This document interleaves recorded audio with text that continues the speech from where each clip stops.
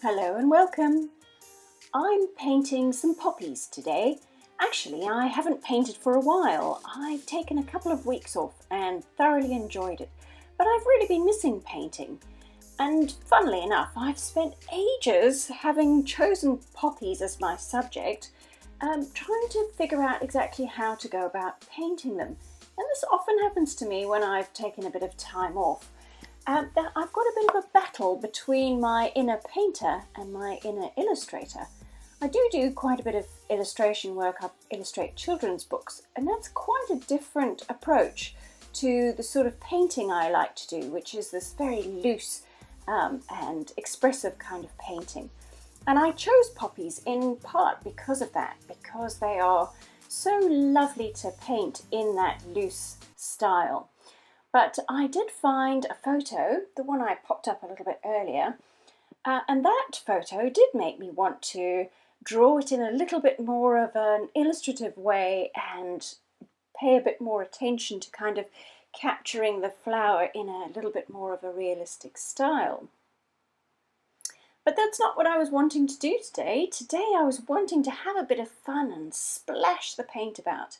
I love the kind of whoosh that happens, and that's the sort of thing that I've been missing. So my idea, while I found a reference image that my inner illustrator loved, my idea was to paint a slightly more abstract grouping of some poppies and have them flow into their background a little. But I've started with the heads, and as I've kind of built up some of the shapes that represent those poppies, I'm starting to give some consideration to how much more I want to put in the background. And then I remember that whoosh I love so much, so I think I'll do a bit of that. And if I just touch, there we go, the wet paint, it'll whoosh for me, and I do love watching that happen. Sometimes it's a little frightening, but you know, you can always mop up any more whoosh than you were hoping for. So watercolour's not the sort of thing that you can't recover from. There's always something you can do, I believe.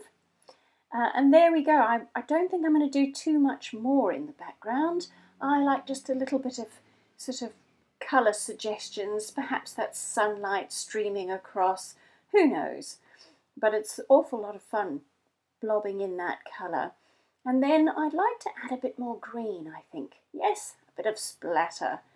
Wouldn't be a painting in watercolour for me if it didn't have a splatter.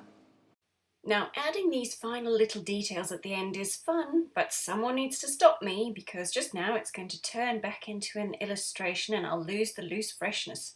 Yes, someone make me put down that paintbrush. Thanks for watching. See you next time.